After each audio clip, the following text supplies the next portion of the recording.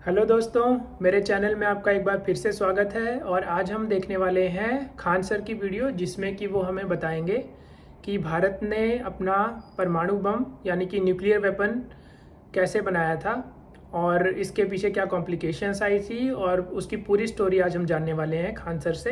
Video शुरू करने से पहले मेरे जो नए दर्शक हैं उनसे मैं रिक्वेस्ट करूँगा कि मेरे चैनल को सब्सक्राइब कीजिए, और अगर आपको ये वीडियो अच्छी लगती है तो अपने दोस्तों के साथ शेयर कीजिए। तो चलिए बिना किसी देरी के शुरू करते हैं।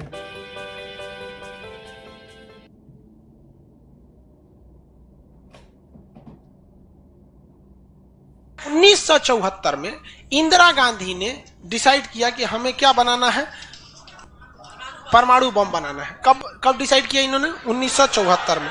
बट उस समय हम लोग उतना डेवलप नहीं थे, तो हम लोग यहां पर मई 1974 परमाणु बम का परीक्षण करने के लिए सोचे। लेकिन 1974 में हम लोग उतना डेवलप नहीं थे। 1974 में हम लोग के यहाँ मोटरसाइकिल नहीं थी बढ़िया, राजदूत उष्टू टाइप का थी सब। वहां फ्रीडम तो इधर आया है यार, 1974 में फ्रीडम कहाँ था? यमहा वगैरह था। यहाँ पर इन्होंने पोखरण में परमाणु परीक्षण किया, लेकिन गलती से वो उतना सक्सेस नहीं हुआ जितना होना चाहिए था। उस परीक्षण का जो नाम था, उसका नाम था स्माइलिंग बुद्धा। क्या नाम था?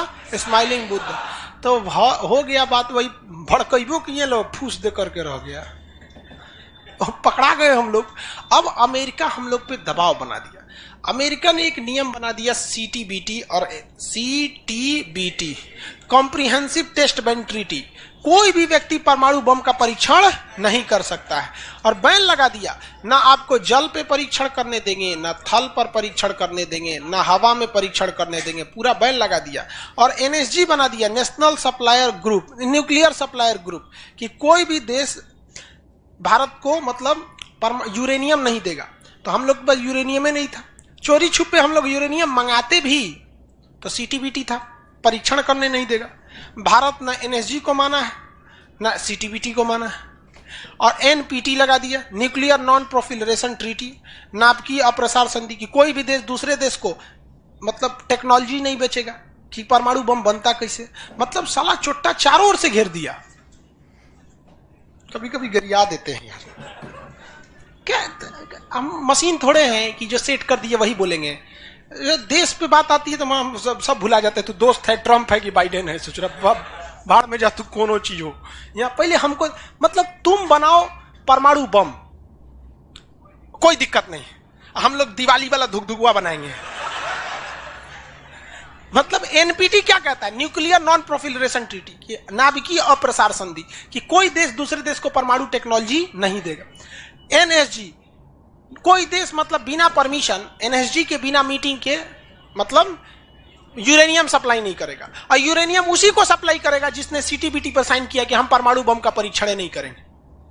रे भाई साहब, परीक्षा माने बम बना के क्या कर लेंगे? मान के चलिए हमारे पास टेक्नोलॉजी आ गया, ठीक है, और एनएसजी से हम सप्लाई करके यूरेनियम भी ले लिए। एनपीटी कहता है बम परीक्षण नहीं करने देंगे। तो भाई बना के रखने से थोड़े होता है, एक बार पटके उठके तब ना समझ में आएगा काम कर रहा है कि नहीं। पता चला बना के रख लिए, युद्ध में पटके तो धुआं दे के रह गया। तो एक बार परीक्षण मतलब चारों ओर से हम लोग को घेर दिया था। अब भारत वाले वैज्ञानिक भी तो मतलब है सब उसी हिसाब के ना।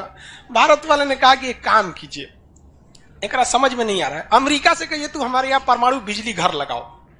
तो इंदिरा गांधी थी ना, अमेरिका को फुसला दी, कही कि देखिए ना गुजरात में हमारा तारापुर जगह है, वहां परमाणु बिजली घर लगाना है, उसमें बिजली बनेगा, लाइट बत्ती जलेगा, आप बिजली घर लगाइए। सुने हैं कि 300 करोड़ का खर्चा आता है, जबकि 200 करोड़ का खर्चा आता था। तो अमेरिका लपलपा गया कि अरे दादा बिना मोलाई तो रेट बढ़ा दी है। अजब हाल है भाई, महिला मोलाई ना करे, ऐसा हो सकता है? महिला को कोनो सामान फ्री में कहेंगे तो कहेगी 2 गो दे दो। तो अमेरिका ने सहयोग कर दिया, हाँ हम पूरा परमाणु बिजली घर बना देंगे, बिजली बनेगा, आपके यहाँ भुकभुकवा लाइट जलेगा एकदम। तारापुर में 1972 में बिजली घर लगा दिया। अब बिजली घर चलेगा कैसे? इंदिरा गांधी का हमें यहाँ यूरेनियम नहीं है, एक काम कीजिए, जो बिजली घर लगा है ना उखाड़ के ले जाइए, अपना ठेका कैंसिल का। अरे पगली कही के तो पैसा दे, तो पैसा कौन ची का, ये तू कौन सी तू बनी ले एनएसजी कि हम यूरेनियम नहीं देंगे? का अच्छा तुमको दे देंगे, कोई दिक्कत नहीं। अब वो यूरेनियम लिया था हमें बिजली घर में भड़काने के लिए। अरे भैया तू ले आओ ना, ओकबा हम लोग ने डिसाइड करेंगे इसको भड़काना किधर है। इधर आया 1972 में तारापुर में, उधर तैयारी चल रही थी 1974 में। हम लोग ने उसमें से निकाल के इसमें भड़का दिया। बाद में पता चला गलती हो गया, अमेरिका होशियार निकला, जो यूरेनियम बिजली घर में लगता है वो 20% इनरीच रहता है, अब परमाणु बम में 80% इनरीच चाहिए होता है। हमसे गलती हो गया ससुरा, जातो गया भातो ना मिला। भड़काइयो दिए बदनामो हो गए लोग, और सब सतर्क हो गया, सब हरक गया। सब देहात में बोला जाता है ना, हरक गया सब। ले भाई हम लोग को पता नहीं था, हम लोग वो कच्चे मसाला पे भड़का दिए थे लोग। अब क्या हो, सब 75 को नियम लगा दिया, हम लोग को कोई देता ही नहीं था। तो बस अब भारत में वैज्ञानिक, इंदिरा गांधी ने प्रोग्राम को कैंसिल नहीं किया, कहा कि बनाइए। अब भारत में धीरे धीरे आगे गए, एक से एक वैज्ञानिक मिल गए सब। उसमें एक चिदम्बरम थे, बहुत मशहूर वैज्ञानिक, और उसके बाद मिल गए हमारे एपीजे अब्दुल कलाम, सोने पे सुहागा। इन्होंने परमाणु बम बनाने की पूरी तैयारी कर ली। अब तब तक लेकिन कोई भी प्रधानमंत्री डरे उन लोग को खुली छूटे नहीं देता था कि परमाणु भड़काइए, क्योंकि अगर फूस हो गया, देखिए भड़क के सक्सेस हो गया तो किसी के बाप की औकात नहीं फिर कुछ बोले। भड़का दीजिए उसको, उसके बाद कौन सी बोलता है, ले आओ रे, ले आओ तो कौन सी है नहीं। लेकिन अगर भड़काए और फूस कर गया तब तो पिटा जाएंगे। जापान पर परमाणु बम मार दिया था अमेरिका, जापान चुपचाप देख लिया था। जापान के पास परमाणु बम रहता ना, अरे बाप रे बाप, उनको तो दिखाया रहता, जापान वो मारा रहता ना जिसका कोई हद नहीं। मजबूरी हो गई थी। तो भारत के सामने यही रास्ता था कि भैया अगर भड़का दिए और अगर सक्सेस नहीं हुआ तो इस बार माफी मिलने वाला नहीं है, क्योंकि 1974 में एक बार माफ कर दिया है। लेकिन अटल बिहारी वाजपेयी का जब नेतृत्व आया प्रधानमंत्री का, तो अटल बिहारी वाजपेयी ने कह दिया था भैया कुछ भी हो जाए, कुछ भी हो जाए, हमारा देश रहना चाहिए। आज के नेता रियलिटी बताते हैं। अटल, हम और आप उस पीढ़ी में से हैं जिन्होंने एक साथ दो महापुरुष को अपने देश में देखा, राष्ट्रपति के रूप में एपीजे अब्दुल कलाम और प्रधानमंत्री के रूप में अटल बिहारी वाजपेयी। और यह सौभाग्य पृथ्वी पर अब किसी को नहीं मिलने वाला है, क्योंकि ये ऐसे लोग थे जिनका अपना परिवार बाल बच्चा कुछ नहीं, देश ही समझा, मतलब देश है, मतलब देश है यहाँ पे, और कुछ नहीं यहाँ पे। अरे गलवान में चीन घुसा है ना, चोट्टा अटल बिहारी वाजपेयी रहते तो क्या बता रहे, तो दिखने में बुढ़ा थे अटल बिहारी वाजपेयी। यहाँ पे बड़े बड़े जवान लोग का छक्का छुड़ा देते थे बॉर्डर पे। उन्होंने खुला छूट दिया एपीजे अब्दुल कलाम को, कहा कि आपको हमारे परमिशन की जरूरत ही नहीं है, आपको जो करना है करिए, हमको नहीं, हमको बस परमाणु बम चाहिए, हमारी सरकार रहे चाहे सरकार गिर जाए। और रियलिटी में है, भारत में अटल बिहारी वाजपेयी अगर परमाणु परीक्षण न करते तो भारत पर अमेरिका सैंक्शन नहीं लगाया रहता और अटल बिहारी वाजपेयी की सरकार नहीं गिर जाती। लेकिन अगर वो अपनी सरकार को सोचते तो कोई भी शिक्षक मंच पर खड़ा होकर किसी प्रधानमंत्री का खुलेआम तारीफ नहीं कर सकता, वरना कितने प्रधानमंत्री आए, कितने गए, किसी के लिए शब्द नहीं निकलता है। तो इतिहास हमेशा याद रखिएगा, आपको न्यौछावर करना पड़ेगा। यहाँ पर ऐसे चमचागिरी करने से किसी का नाम लेता आदमी है, लेकिन विरोधी भी जिनका नाम लेते हैं ऐसे महापुरुष थे अटल बिहारी वाजपेयी, एपीजे अब्दुल कलाम। कोई है जो गिर जाएगा? हाँ, उससे जो अपने बेचारा शर्मा जाएगा, किसको बोल रहे। उन्होंने खुला छूट दिया और कहा कि जो करना है करिए। एपीजे अब्दुल कलाम कहे ठीक है, लेकिन अमेरिका को पता चल गया कि सोचा एपीजे अब्दुल कलाम चल गया वहां, ये पक्का सफल कर देगा, तो उसने उसके ऊपर ना सैटेलाइट छोड़ दिया। अमेरिका से सैटेलाइट छोड़ा और भारत के ऊपर निगरानी करने के लिए। अब यही गलती कर दिया अमेरिका ससुरा। एपीजे अब्दुल कलाम को फुसलाने के लिए नासा बुलाया, आइए ना, आइए नासा आइए। तो एपीजे अब्दुल कलाम चल गए और कहा कि देखिए देखिए कितना बड़ा बड़ा मशीन है नासा में। ऐसा ना इंडिया में है, टूटल फूटल स्टेपलाइजर रख ले रहता है, स्टेपलाइजर का नट उठ जाता है तो पिलास से दाब के करता है। कहा वहां वैज्ञानिक बने, यहाँ आइए हम आपको नासा का हेड बना देंगे। यहाँ पर कहा कि ठीक है, हम नासा का हेड हम क्या करेंगे, हमारा कौन है, ना बाल बच्चा ना कुछ, एक को चीज है मेरे लिए, मेरा दुनिया में कुछ नहीं है, केवल और केवल मेरी भारत माँ है, आप वो भी छीन लेंगे हमसे। ऐसा थोड़े हो सकता है। उन्होंने कहा नहीं, और यहीं ससुरा उससे गलती हो गया। वहीं पर उन्होंने देख लिया था कि अमेरिका ने भारत के ऊपर क्या लगा रखा है, सैटेलाइट मॉनिटरिंग के लिए, और वहां पे उसने अमेरिका की सबसे बड़ी गलती हो गई। यहां आने के बाद उन्होंने बता दिया, देख भैया हम जो काम कर रहे हैं ना, सारा अमेरिका क्या कर रहा है, सैटेलाइट से देख रहा है। तो सब वैज्ञानिक का असर ले, भड़काने से पहले तैयारी करना पड़ता है 1.5-2 महीना की। अब क्या किया जाए, तो कहे कि देखो भाई, इस अमेरिका की जो सैटेलाइट जाता है ना, दोबारा घूम के आने में ना लगभग 1-1.5 घंटा का गैप हो जाता है। इसी बीच में जो करना है करो। कहा कि 1.5 घंटा में कौन सी करेंगे। तो अटल बिहारी वाजपेयी ने खुला छूट दिया था किसको, एपीजे अब्दुल कलाम। एपीजे अब्दुल कलाम ने कह दिया ना कि एक काम कीजिए, ऐलान कर दीजिए कि यहाँ मिलिट्री एक्सरसाइज होने जा रहा है, सेना यहां युद्ध अभ्यास करेगी, कैसे युद्ध लिया जाता है, एकदम ओरिजिनल युद्ध का मैदान। अब युद्ध में कहीं घर बन रहा है तो कोई पूछ रहा है काहे लिए बन रहा है, तो इसी पे जब बम मार के प्रैक्टिस करेंगे। घर नहीं बन रहा था, वो इसलिए बन रहा था कि परमाणु बम कितना खतरनाक होगा। लोगों को लगा कि फौज इस पे मार के देखेगी कितना तबाही मचा रहा है। अरे भाई साहब बकलोल, वो तैयारी अब्दुल कलाम ने करवा रहे थे कि जब फोड़ेंगे तो देखेंगे कि घरवा उधियार है कि नहीं। तो लोगों को लगा हम मिलिट्री एक्सरसाइज कर रही है, सब चीज काम हो गया। लेकिन अमेरिका को कहीं ना कहीं भनक लग गया, क्योंकि हर घर में सतयुग से कलयुग तक साले विभीषण हर जगह मिलते हैं। भारत में कोनो जाके कह दिया वहां पर तो भनक लग गया। तो अमेरिका ने उस सैटेलाइट की टाइमिंग घटा दी। अब जो घंटों का गैप रहता था वो चंद मिनटों का गैप रह गया, 20-20 मिनट का गैप रहता था। लेकिन इन लोगों ने अपना काम निपटा के रख दिया था। लेकिन समस्या ये थी ना कि सब चीज तो बन के रेडी हो गया, हर चीज रेडी हो गया, लेकिन अगर परमाणु बम फोड़े और फूस दे करके रह गया तो समस्या यही थी। भड़क गया तो टेंशन ही नहीं था। तब क्या किया गया, सैटेलाइट हुआ तो रहेगा। तो अटल बिहारी वाजपेयी का पूरा छूट था, एपीजे अब्दुल कलाम को इनको टेंशन ही नहीं था। उन्होंने कह दिया अटल बिहारी वाजपेयी से कि ये काम करते हैं हम अब आ गया, हम मई में इसका बम फोड़ देंगे, कोनो दिन में 9 तारीख चाहे 11 तारीख कोनो दिन हम फोड़ देंगे। तो कहें कि भाई आपको जो करना है करिए ना, हमको मत बताइए, हमको बस परमाणु बम चाहिए, बाकी अमेरिका कौन चीज करेगा हम देख लेंगे यहाँ पर। तो अटल बिहारी वाजपेयी से खुला छूट मिल गया। अब इन्होंने 9 मई 1998 डेट क्या कर दिया, डिसाइड कर 2 दिन किया था, एक 9 मई को भी, फिर 11 मई को। पहले 11 मई 1998 शक्ति 98 कोड नाम था। जैसे अमेरिका का सैटेलाइट गुजरा, पूरी तरह से कैलकुलेशन हो गया था कि कैसे कैसे होने वाला है। अमेरिका का सैटेलाइट जैसे गुजरा तुरंत यहां पे भारत का परमाणु बम को ब्लास्ट किया गया। और जैसे ब्लास्ट हुआ तो जो मिलिट्री एक्सरसाइज कर रही थी उसको तो भेज दिया गया था 2 दिन पहले ही। जो बिल्डिंग बनाई थी वो खाली पड़ल था, धाए दे गायब हो गया बिल्डिंग, पूरा धुआं धुआं हो गया, पूरा भयानक। अब परमाणु बम क्या हो गया, लगभग सफल हो गया। वैज्ञानिकों को लग गया था सफल हो गया, लेकिन भाई अब ये फोड़े, अभी कैसे पता चल जाएगा सफल हो जाएगा। आप अंदाजे ना बता सकते कि भाई इतना तबाही एक अच्छा ही बम ला सकता है। लेकिन तब तक सैटेलाइट उसका घूम के आ रहा था और पकड़ लेता तब क्या होता, मान के चलिए पकड़ लेता, अब पता चला कि सफल ही नहीं हुआ है, खाली धुआं कर दिया, गड़बड़ हो गया। तुरंत अटल बिहारी वाजपेयी को फोन किए एपीजे अब्दुल कलाम कि तुरंत आप मौसम विभाग को कहिए कि राजस्थान में भयानक तूफान आया है, कोई नहीं जाएगा। अटल बिहारी वाजपेयी ने तुरंत घोषणा करा दी, राजस्थान के लोग अपने घर में रहे, बहुत भयानक तूफान आया है। अब उसका सैटेलाइट आ रहा है तो देख रहा है धुआं हुआ है, तुरंत मैसेज भेजा नासा में, धुआं हो गया यहाँ पे। कहीं मतलब धुआं हुआ, तूफान आया है वहां पे। तूफान आया है, सोचा वहां से चला गया। तब परीक्षण देखा गया, एकदम सक्सेस। अब टेंशन ही नहीं है, एक और फोड़ दो, 2 को फोड़ दिया गया, पूरी तरह से सक्सेस हो गया। और ससुरा अमेरिका को अभी तक पता है कि वहां तूफान आया है, अरे वहां दूसरा तूफान आया है। अब भारत में कुछ भी कहिए तो डर तो लगता है, भाई अमेरिका बहुत खतरनाक देश है। आज हम लोग भले शक्तिशाली है, 1998 में हम लोग को पाकिस्तान आगे दिखा देता था, 99 की करगिल वार याद कीजिए।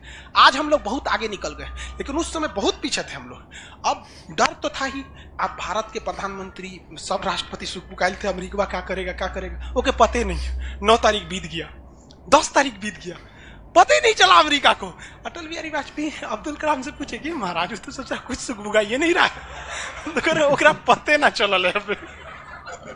एक काम करते हैं, आप धड़ल्ले से फोड़ देते हैं, क्या फायदा है हम। तो फिर 11 मई को 3 गो और फोड़ दिए, 2 गो गायब करके। जैसे परमाणु बम निकला धाम से फोड़े, पता ही नहीं चला दूसरा। लेकिन भाई धड़ाधड़ 5 गो फोड़ दीजिएगा तो पता चल जाएगा कि नहीं पता चल।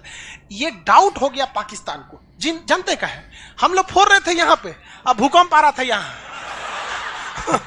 फोन किया अमेरिका को कि बकलवा आंधी उंधी ना उठ लो, फोड़ दिया वो परमाणु बम। अमेरिका ससुरा माथा फोड़ रहा है अपना, कह रहा है कि अब क्या करें हम। यहाँ पे नासा वालन को गरियाया गिरे चोट्टा कहीं का, तू लोग को सैटेलाइट लगाओ, हाई लगाओ। वहां पे कौन चीज देख रहा था लोग वहां पे, कि हम तो बोलबे किए थे कि उधर दुका उठाया था, अपने ना बोल रहे थे कि आंधी उठल है वहां पे। अमेरिका आग बबूला हो गया और तुरंत अमेरिका का प्रतिक्रिया आया कि भारत को इसका बहुत भारी कीमत चुकानी पड़ेगी। तो भाई जिसकी कीमत भारी ना हो उसे चुकाने में मजा क्या है।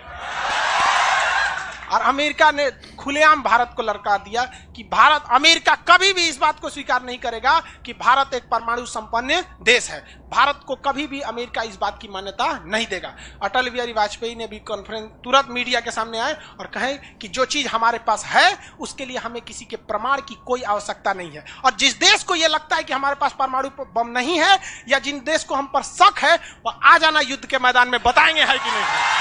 यहाँ पे अब पूरी तरह तबाह हो गया। यहाँ पे अब अमेरिका माथा पीटते रह गया। अमेरिका ने आदेश दिया अपनी सेना को कि तैयार रहो। अटल बिहारी वाजपेयी ने आदेश दिया अब्दुल कलाम को कि जो बम बनाए हैं ना, 2-4 को फोटोकॉपी उसका रेडी रखिए। फोटोकॉपी मतलब उसका बना के रेडी रखिए, क्योंकि सेना की लड़ाई में भाई आर्मी टू आर्मी बहुत दिक्कत हो जाएगा। एडवांस है वो बहुत। आज के वक्त में भी हमारा हथियार वहीं से खरीद किया था। भारत ने भी डिसाइड कर लिया कि जो होगा आपकी परमाणु बम से होगा। अमेरिका भी डर गया कि ना भाई इससे लड़ना अब ठीक नहीं है। पाकिस्तान वो बम बना के रख ले था, डरे नहीं फोड़ रहा था। 1 हफ्ता तक देखा कि भारत को क्या हो रहा है, देखा कि कुछ नहीं हुआ, इहो चुप पे फोड़ दिया। अमेरिका एकदम ककुआ गया, एकदम कह रे चोट्टा कहीं का तू क्या फोड़ा रे। तो पाकिस्तान वहां झाड़ दिया अमेरिका को कि हमरे बोलेंगे कमजोर जान के, फोड़ ले आपके आप बाई तो एकरा नहीं बोलेंगे। हम कमजोर हैं तो हमरा बोल देंगे। एक काम कीजिए, आप भारत को जो सजा दीजिएगा हम भी वही सजा काट लेंगे। सोचा हमरे पे खेल गया। हम ही लोग पे खेल गया पाकिस्तान। अब भाई अमेरिका टेंशन में आ गया। अमेरिका ने भारत पर एम्बार्गो और प्रतिबंध लगा दिया, जैसे अभी सऊदी अरब पे प्रतिबंध लगा दिया। कल के वीडियो में बताए थे, सऊदी अरब का डस्टबिन बना दिया वहां के। तो वहां पर अमेरिका ने भारत पर प्रतिबंध लगा दिया। कोई देश भारत से सामान नहीं खरीदेगा। जो चीज जरूरत की थी सब चीज पर बैन लगा दिया। भारत की अर्थव्यवस्था डूब गई, पाकिस्तान की भी अर्थव्यवस्था डूब गई, लेकिन भारत को बचा लिया भारत के 55 लाख कुशल कारीगर जो विदेशों में काम करते हैं। आप प्रतिबंध लगाइएगा भी तो पूरी दुनिया का कारखाने ठप हो जाएंगे, क्योंकि हर जगह भारत के वहां वर्कर काम करते हैं। और अमेरिका या सीबीएसई वाले जो वर्कर होते हैं वो स्पेशलिस्ट होते हैं। पेंट मारता है तो पेंटे मारेगा। भारत का मिस्त्री मल्टी टैलेंटेड होता है। पेंट मार रहा है उसको कोई काटी ठोक दो तो बिजली वाला काम कर दे, तो हाँ तार और घींच देते हैं। मल्टी टैलेंटेड होता है और काम भी बहुत ज्यादा करता है। काम हम जब 5 बजे कर देगा तो आदमी अच्छा बोरा नीचे उतार दो, तो ये सब बड़ी काम कर देता है। मेहनती होता है सर, कोई दिक्कत नहीं है उन सब में। खाना नहीं भी है तो कोई दिक्कत नहीं, निकालेगा कोई नहीं है, चालू। तो पूरी दुनिया से भारत को पैसे आ रहे थे। पूरी दुनिया भारत में क्या, भारत के हजारों वर्कर लाखों काम कर रहे थे, भारत में पैसा आ रहा था। तो हमारी अर्थव्यवस्था पर उतना भयानक प्रभाव नहीं पड़ा, लेकिन पाकिस्तान की अर्थव्यवस्था तबाह हो गई। इसकी यहाँ के कोई वर्कर को ले भी नहीं जाता है। अरे छोटा कम मार करेगा कोई ठीक नहीं है यहाँ पर। ये सब इतने बड़े बैल होते हैं सब पाकिस्तान वाला। अगर पाकिस्तान के एक मोहल्ला से 5 आदमी विदेश गया है ना, वहां अच्छा से हंसी खेसी ड्यूटी कर रहा है, अगर उसके परिवार में यहाँ झगड़ा होगा ना तो दोनों वहां झगड़ा कर लेगा सर। तो अब्बा काहे मर लो हमरी खाला को वहां मार कर ले। उसकी अर्थव्यवस्था पूरी तरह से बर्बाद हो गई। अब पाकिस्तान के साथ अजीब सी दिक्कत था। अमेरिका अर्थव्यवस्था बर्बाद कर दिया, लेकिन पाकिस्तान भाई साहब हरामियों में नोबेल पुरस्कार मिलता तो हर साल यही लाता। इसने कहा कि एक काम करते हैं, अमेरिका ने हमको ऐसा बर्बाद किया है कि परमाणु बम होने के बावजूद हम तड़प के रह जा रहे हैं, हम भी अमेरिका को तड़पाएंगे। यह कहता है ना कि हम किसी से खरीद नहीं सकते हैं, व्यापार नहीं कर सकते। एक काम करते हैं, हम परमाणु बमें बेचते हैं। ससुरा उत्तरी कोरिया को बेच दिया। किंग जोंग पगला को देखे, उसका टेक्नोलॉजी पाकिस्तान दिया है। सद्दाम हुसैन को, ईरान को, सबको बेचने लगा कि सारा थ्योरी ले आके देखता था कि देखिए ऐसे ऐसे परमाणु बम बनता है, लीजिए 20 करोड़ दीजिए जाइए। अब अगला हिसाब 1 महीना तो काटेगा आदमी, अगला हिसाब देखे। अमेरिका कर रहा है पाकिस्तान में चोट्टा क्या कर रहा है, क्या कर रहा है, मरे हम भूखे मरे, आप प्रतिबंध हटा दिए नहीं तो हम इसको फेसबुक पे डाल देंगे।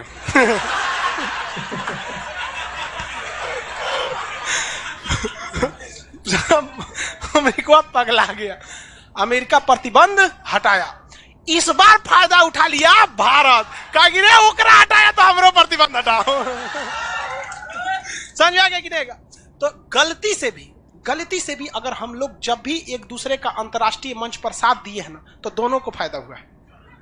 लेकिन ये चुट्टा उसको समझ में नहीं आता है। अभी भी अगर वो शांति से रहेगा ना तो बहुत आगे जाएगा, और अशांति से रहेगा तो एकदम में आगे चल जाएगा। परमाणु परीक्षण समझ में आ गया? किसी को कोई दिक्कत कहां होता है? पोखरण में। आज भारत परमाणु संपन्न है या नहीं है? परमाणु की आवश्यकता है? नहीं। अब अमेरिका केस कर दिया भारत पर, कहा कि आपने न्यूक्लियर प्रसार संधि तोड़ा है। भारत ने कहा हम नहीं तोड़े हैं, हमने किसी से संधि मंगाया ही नहीं है, हमारे खुद के वैज्ञानिकों ने खुद बनाया है। और ये बात खूब एपीजे अब्दुल कलाम ने बोला था। कौन सी बोलता है चुराए हम बनीले, बताएं कैसे बनता है? कहा कि अच्छा ठीक है, ये नहीं है। लेकिन आपने यूरेनियम तो चोरी से मंगाया। कहा चुप, चट्टा कहीं का चोरी से मंगाया। हमारे केरल में यूरेनियम निकलता है, जादूगोड़ा की खान झारखंड से निकलता है, उसी से हम बनाए। हम किसी से भीख नहीं मांगे हैं, हम हिंदुस्तानी हैं लोग। यहाँ पे भीख में तो हमें कुछ भी नहीं चाहिए। तो एनएसजी कहा कि अभी, तब कहा अब कौन सी पे मुकदमा ठोके, तब इस पे ठोक दिया भारत पे। आपने परमाणु परीक्षण किया क्यों है? भारत ने ये मुकदमा जीत लिया। जानते हैं कैसे? कहा कि कैसे? हमने तो कोई नियम नहीं तोड़े हैं। सीटीबीटी कहता है आप पानी में नहीं फोड़ सकते हैं, जमीन पे नहीं फोड़ सकते हैं, हवा में नहीं फोड़ सकते, हम जमीन के अंदर फोड़े हैं। भारत ने कहा फोड़ा था? जमीन के अंदर। तो भारत को उस समय हर चीज साथ दिया था। बुद्धि, विवेक, बल, शक्ति सब रहना चाहिए, तब आप जीत सकते हैं। ऐसा नहीं कि परमाणु बम ले लेने से आपको जीत जाएंगे। कब कैसा सिचुएशन था, आंधी आया है, परमाणु बम फूट गया, तो हर चीज बहुत कांड हुआ यहाँ पे। बाद में अमेरिका को समझ में आ गया कि नहीं हो सकता है, अब भारत को नांग नहीं सकते। वो गया जमाना जब हमारे ऊपर किसी का शासन हुआ करता था। आज भी भारत में बस जाति पात खत्म हो जाए, ऊंच नीच पे लड़ना खत्म हो जाए, और Congress BJP high party how party मतलब नेतागिरी खत्म हो जाए, तो सोचिए ना हमारे पास कमी किस चीज की है कि नहीं? नेतागिरी तो सॉल्व हो सकता है। यूपीएससी का एग्जाम कंपलसरी कर दीजिए नेता बनने के लिए। काम खत्म, तुरंत खत्म हो जाएगा काम। आप इसको समझ में आ गया कि नहीं? लाइव वाले सब लोग समझ में आ गया? अब आगे कल समझेंगे लोग। ओके गाइस, तो ये वीडियो काफ़ी अच्छी थी और इन्फॉर्मेटिव भी थी। इसमें खान सर ने पूरा अच्छे डिटेल से बताया कि पोखरण में जो हमने न्यूक्लियर टेस्ट किए थे भारत ने, तो उन्होंने कैसे क्या किया था। और इस पे एक आपने शायद मूवी भी देखी होगी, परमाणु नाम की मूवी जॉन अब्राहिम ने बनाई थी, और उसमें उन्होंने काफ़ी कुछ डिटेल में दिखाया है। अगर आप वो मूवी देखेंगे तो आपको समझ आएगा कि अमेरिका ने जो सैटेलाइट छोड़ा था ऊपर, और जो हम पे निगरानी रखने के लिए राजस्थान के पोखरण में, ताकि भारत कोई न्यूक्लियर वेपन ना बनाए। लेकिन भारत के साइंटिस्ट और भारत के जो भी ऑफिसर्स थे, उनका जो इंटेलेक्चुअल्स, जो उनका दिमाग था, उनका बहुत तेज़ था। उन्होंने सारे ऑड्स को किनारे रख के, साइड करके, लीगली न्यूक्लियर वेपन बनाया। और अमेरिका ने जो, जैसा कि अभी खान सर ने बताया कि वो जो हमने आप जल में नहीं बना सकते, थल में नहीं बना सकते, और हवा में नहीं बना सकते, तो भारत के साइंटिस्ट ने ज़मीन के अंदर बना दिया और वहाँ पे न्यूक्लियर विस्फोट किए। तो वो मुझे लगता है काफ़ी बहुत ही ज़्यादा ब्रेन पावर चाहिए होती है ऐसी चीज़ों को सोचने के लिए, कि सारे रूल्स में रह के हम अपना एक वेपन सिस्टम तैयार करें और कोई भी रूल ना तोड़ें इंटरनेशनल। तो भारत ने वो करके दिखाया, और जिस पे हर एक हिंदुस्तानी को, हर एक भारतीय को गर्व होना चाहिए। तो और इसके अलावा जो उन्होंने बताया कि अटल बिहारी वाजपेयी जी के बारे में, वो जो भी उन्होंने बताया, जब अटल बिहारी वाजपेयी जी जब प्रधानमंत्री बने थे, तब मैं बहुत ही ज़्यादा छोटा था, तो मुझे अपनी एज भी ध्यान नहीं है। लेकिन वो जो सॉन्ग आता था एक, स्कूल चले हम करके, DD1 पे, जो हम दूरदर्शन भी बोलते हैं उसे, तो मुझे आज भी ध्यान है। बहुत ही अच्छे देशभक्त थे। उनका कोई परिवार भी नहीं था, और ना ही वो सिर्फ और सिर्फ एक देश के लिए, भारत के लिए काम करने के लिए आए थे, प्रधानमंत्री बने थे। उन्हें कोई सत्ता का लालच नहीं था और कुछ भी नहीं था, और उन्होंने अपनी सरकार जो है उसे खतरे में डाल दिया था, अपनी कुर्सी को खतरे में डाल दिया था देश की भलाई करने के लिए और देश को न्यूक्लियर वेपन देने के लिए। और भारत आज जिस भी शक्तिशाली मुकाम पे खड़ा है, मुझे लगता है ये अटल बिहारी वाजपेयी जी के बिना और APJ अब्दुल कलाम जी के बिना ये पॉसिबल नहीं होता। और APJ अब्दुल कलाम जी के बारे में मैं कई लोगों को बताना चाहूँगा कि जब उनका देहांत हुआ था तो जब राष्ट्रपति भवन में उनके जो बिलोंगिंग्स थी, उनके जो उनकी चीज़ें थी जो भी, तो उन्हें जब चेक किया गया, उन्हें लाया गया तो उनकी चीज़ों में सिर्फ 3-4 शर्ट, 2-3 पैंट और एक सूट निकला बस, और कुछ भी नहीं। तो APJ अब्दुल कलाम की डाउन टू अर्थ थे, तो वो चीज़ लोगों को आज भी इंस्पायर करती है। और हमारी जो आज के हम जैसे जो युवा हैं, हम लोगों को अपने रोल मॉडल्स इन लोगों को बनाना चाहिए, APJ अब्दुल कलाम और श्री अटल बिहारी वाजपेयी जी। और हम लोगों को, जैसा कि खान सर ने बताया, जो उन्होंने अंत में बहुत अच्छी बात बोली कि भारत के पास किसी चीज़ की कमी नहीं है सुपर पावर बनने के लिए, लेकिन हमें बस अपने जात पात और ऊंच नीच और ये जो नेतागिरी को साइड में रख के अगर हम देश के बारे में सोचें तो भारत जो है वो अमेरिका, चाइना से भी कहीं आगे निकल सकता है। क्योंकि आज भी फॉर एग्ज़ाम्पल मैं यूरोप का बताता हूँ, यहाँ पे इंडियन वर्कर जो है वो बहुत ही ज़्यादा एफिशिएंट होते हैं as compare to other European worker, क्योंकि वो मल्टी टैलेंटेड होते हैं। यहाँ का वर्कर है जो ये सच बात है, ये मैं आंखों देखी आपको बता रहा हूँ कि यहाँ पे जो एक आदमी है वो एक ही काम में एक्सपर्ट होगा, और लेकिन जो इंडियन वर्कर होते हैं उन्हें अगर आप दूसरा काम भी दोगे तो वो एडजस्ट कर लेते हैं। तो भारत के लोगों में, हम लोगों में थोड़ी एक आदत होती है एडजस्ट करने की, कि ट्रेन में अगर जैसे चार लोग बैठे हैं और पांचवा खड़ा है तो वो लोग एडजस्ट कर लेते हैं सीट को कि आ जाओ पांचवें भाई तुम भी बैठ जाओ। तो ये बहुत अच्छी चीज़ है इंडिया में। तो मैं ये कह रहा हूँ कि जो ये इंडिया के जो वर्क फोर्स है, इसके बिना पॉसिबल ही नहीं है दुनिया को चलाना अब के टाइम में।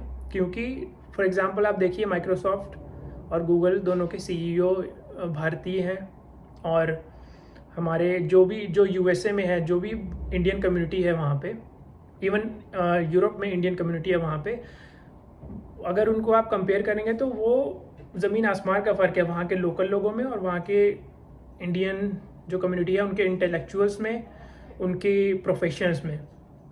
और तो मुझे लगता है ये जो विकास का जो ये माइंडसेट है हम भारतीयों का, कि हम छोटे मोटे झगड़े में नहीं पड़ते हैं और हम अपने देश को, अपने बारे में सोचते हैं, अपने परिवार के बारे में सोचते हैं आगे बढ़ने के लिए। हम एक बहुत बड़ी इकोनॉमिक पावर बनने वाले हैं, जैसा कि मिस्टर श्री नरेंद्र मोदी जी ने ऐलान किया था कि इंडिया जो है $5 ट्रिलियन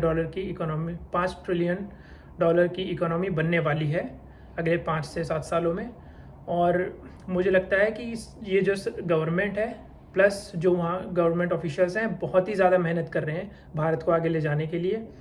तो हर एक देशवासी को मुझे लगता है अपने भारत के विकास के लिए योगदान देना चाहिए। चाहे, मैं ये नहीं कह रहा कि खाली जो भारत में है, हम जैसे लोगों को जो कि भारत में नहीं रहते हैं, जो काम की वजह से या पढ़ने के लिए भारत से बाहर आए हैं, यूरोप में, अमेरिका में, ऑस्ट्रेलिया में, तो उन लोगों को भी भारत को पूरा का पूरा सपोर्ट करना चाहिए, इंटेलेक्चुअली, इकोनॉमिकली, जैसे भी कर सकें, ताकि भारत एक इकोनॉमिक सुपर पावर बन के दुनिया के सामने आए और भारत विश्व गुरु बन सके फ्यूचर में। तो गाइस, ये मेरा रिव्यू था आज के लिए। और मुझे एक बात और अच्छी लगी इसमें, जो उन्होंने अटल बिहारी वाजपेयी जी ने बोला था कि हमें किसी की ज़रूरत नहीं है कि हमें कोई रिकॉग्नाइज़ करे कि न्यूक्लियर वेपन संपन्न देश हैं हम, क्योंकि अगर किसी को डाउट है तो वो आ जाए। तो वो थोड़ा अच्छी बात लगी मुझे, क्योंकि वो जो अटल बिहारी वाजपेयी जी थे, सन 1999 में जो कारगिल वॉर हुई थी, मैं बहुत छोटा था, मैं शायद 4th या 5th क्लास में पढ़ता था जब 99 की वॉर हुई थी कारगिल की पाकिस्तान के साथ। तो तभी भी ये न्यूक्लियर वेपन का दोनों के पास थे, पाकिस्तान और इंडिया के पास। लेकिन अमेरिका वालों ने अटल बिहारी वाजपेयी जी के पास फ़ोन किया था और उन्होंने बोला था कि अटल बिहारी वाजपेयी जी ने बोला था कि हम कोई डरते नहीं हैं न्यूक्लियर वेपन से, लेकिन अगर पाकिस्तान हमारे पे न्यूक्लियर वेपन यूज़ करता है तो अगले दिन हम फिर भी थोड़े क्षेत्रफल में, थोड़े एरिया वाइज काफ़ी बड़े हैं, तो हमें पूरा नहीं मिटा सकता है। तो भारत अगर यूज़ करेगा तो पूरा का पूरा पाकिस्तान जाएगा, कोई नहीं बचेगा वहाँ पे। जो डिफेंसिव ना होकर ऑफेंसिव एटीट्यूड के लिए बहुत ही ज़्यादा हिम्मत चाहिए, और जो कि अटल बिहारी वाजपेयी में बिल्कुल थी। अनफॉर्चुनेटली वो भारत के प्रधानमंत्री काफ़ी देर तक नहीं बन पाए, लेकिन जो हमसे ऊपर वाली पीढ़ी है वो अच्छे से जानती है कि अटल बिहारी वाजपेयी और ये जो एक पीवी नरसिम्हा राव भी थे, ये दोनों लोग कितने ही ज़्यादा देश के लिए काम करने वाले लोग थे। तो आई होप आपको ये वीडियो अच्छी लगी हो, और अगर आपको ये वीडियो अच्छी लगी है तो इसे लाइक कीजिए, और अगर आप मेरे चैनल पे नए हैं तो मेरे चैनल को सब्सक्राइब कीजिए, और ये बेल आइकन दबाना जो सब्सक्राइब बटन के साथ में होता है ये बिल्कुल ना भूलें, क्योंकि जब भी मैं एक नई वीडियो अपलोड करूँगा तो आपको नोटिफिकेशन आएगी और आपको पता लग जाएगा कि एक नई वीडियो आ गई है। तो गाइस, मुझे कमेंट में लिख के बताएं कि अगली वीडियो मुझे कौन सी देखनी चाहिए। तब तक के लिए बाय बाय। हेलो दोस्तों, अगर आप मेरे चैनल पर नए हैं तो मेरे चैनल को सब्सक्राइब कीजिए, और सब्सक्राइब बटन के साथ जो बेल आइकन दिया हुआ है उसे भी क्लिक कीजिए, ताकि जब भी मैं नए वीडियो डालूं तो आपको नोटिफिकेशन मिल जाए। और अगर आपको मेरा ये वीडियो अच्छा लगा तो इस वीडियो को लाइक कीजिए और अपने दोस्तों और परिवार वालों के साथ भी शेयर कीजिए।